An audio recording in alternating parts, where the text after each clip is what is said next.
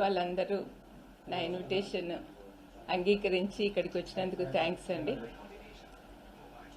నా ఉద్దేశం ఏంటంటే, ఈ ప్రెస్ మీట్ యొక్క ఉద్దేశం ఏంటంటే, మా ఇంటి ఆడపడుచులు, వైఎస్ కుటుంబ ఆడపడుచులు మా కుటుంబ గౌరవాన్ని రోడ్డు మీదకి వేస్తున్నారండి. నేను కూడా ఆ ఇంటి ఆడపడుచునే కాబట్టి I have to defend my family.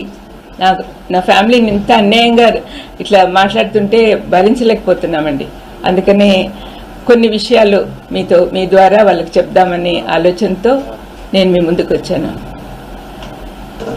ఇక్కడ నిన్న రాత్రి నేను ఒక వీడియో చూస్తా ఉన్నాను, వీడియో క్లిప్పింగ్ ఫ్రమ్ పులివెందుల. అక్కడ మా షర్మిలమ్మ కొంగు పట్టుకొని ఓట్స్ అడుగుతుందండి.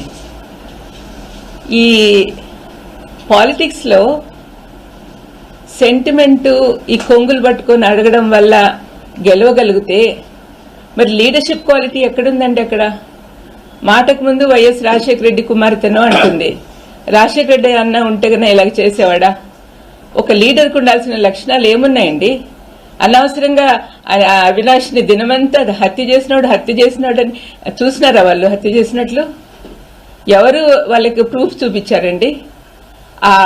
ఎవరైతే హత్య చేశాడో వాడేమో బయట తిరుగుతున్నాడు. వాడు చెప్పిన మాటలు నమ్మి వీళ్ళు డిసైడ్ చేసేస్తారా? వాళ్ళేనా డిసైడ్ చేసేవాళ్ళు? మరి జడ్జిలు, కోర్టులు ఎందుకండి? ఆ చిన్న పిల్లోడు వీళ్ళకంటే 10 ఏళ్ళు చిన్నోడు. అటువంటి వాడిని జీవితం అంతా నాశనం చేస్తున్నారు ఈ ఆడపిల్లలు ఇద్దరు. కొంచెమన్నా ఎంపతి ఉండాలండి. వాళ్ళలాంటి పిల్లోడే కదా, మా ఇంట్లో పిల్లోడే అబ్బాయి కూడా. మరి వాళ్లకు పిల్లలు ఉన్నారు, వాళ్ళ జీవితం అంతా ఎంత పాడు చేస్తున్నదో ఒకసారి షర్మిలమ్మ గారిని, సునీతమ్మ గారిని ఆలోచిస్తే వాళ్ళకి అర్థమవుతుంది.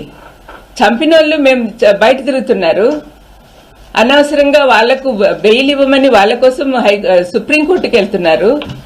కానీ ఏ పాపం చేయని మా భాస్కరన్ ఏమో సంవత్సరం నుంచి జైల్లో ఉన్నాడు.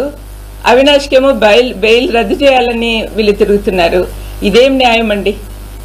వింటున్న మీరన్నా చెప్పండి. మరి మా ఇంట్లో పాప ఇట్లా తయారైందంటే చాలా బాధగా ఉంది. జగనన్నను కూడా ఇంక్లూడ్ చేస్తా ఉంది. సొంత అన్నయ్యను మామూలుగా శత్రువులందరూ ఒకటయ్యి మన మీద అటాక్ వస్తే మనం ఏం చేస్తాము? ఇంట్లో వాళ్ళందరూ ఒకటైతాం, మనలో ఉన్న విభేదాలన్నీ పక్కన పెట్టేసి. కానీ దీనికి ప్రకృతి సిద్ధంగా లేదండి. ఇక్కడ అన్ని వ్యతిరేకంగానే ఉన్నాయి. అబద్ధాల జనకుడైన అపవాది కోరల్లో చిక్కుకోయినున్నారు ఈ అమ్మాయిలిద్దరు. చాలా బాధాకరం అండి.